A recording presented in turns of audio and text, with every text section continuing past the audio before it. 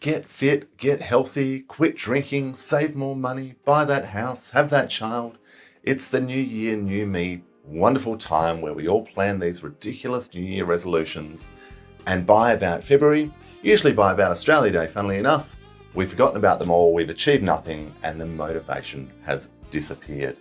So rather than creating a typical rah-rah video where we get everyone hyped up and then in February we wonder what happened, in this video I want to share with you some simple tips that I use personally to make sure that I stay on track with my goals and make sure that they actually remain in place and I'm still dedicated to them throughout the year. So I hope you find this helpful. Let's dive in. Hi, I'm Jarrad Brown, Australian expat financial planner based here in Singapore. Thanks for tuning into the video today. As I said, I'd like to share with you some simple tips that I personally use to stay on track with my New Year goals. Now, I call them New Year goals. The New Year is just a convenient time for us to plan.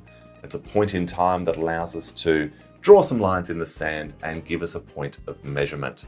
So for the sake of staying with the theme that we're into 2023, we'll call these New Year goals, but the same can apply to anything that you're trying to achieve.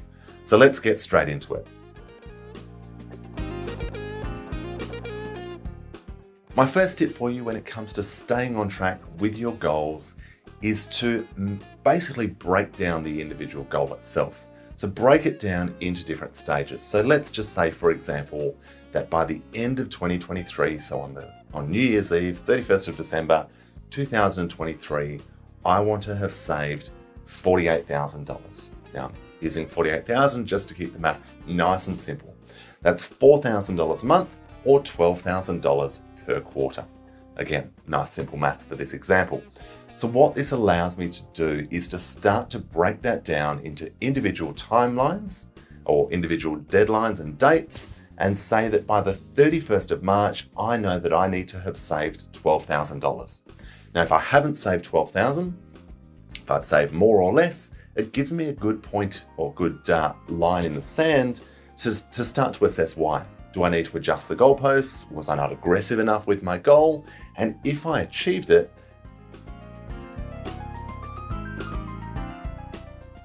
that brings us on to tip number 2, and that is to celebrate those little successes along the way.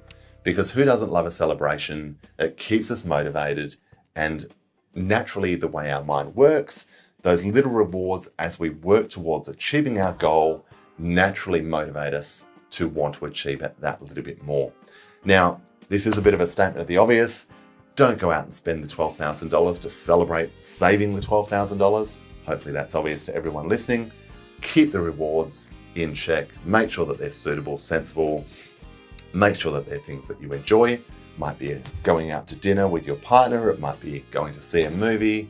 Whatever it may be, it doesn't need to cost money. Just something that's fun for you. It might even be just taking a day to yourself to go and read your favorite book or do something else. But these little lines in the sand, these small successes you can celebrate, you'll find incredibly powerful over time.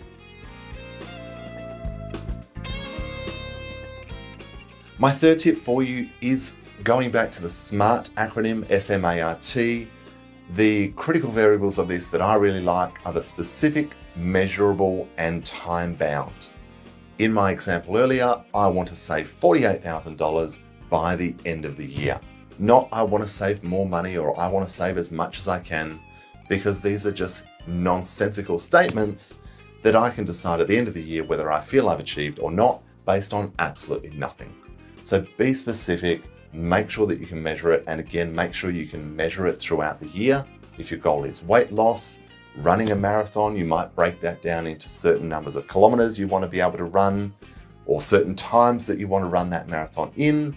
Whatever it may be, break it down into those small steps and give yourself a deadline.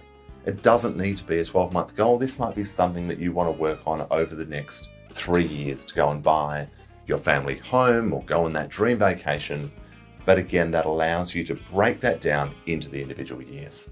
So make sure that you're ticking off those boxes when it comes to setting your goals.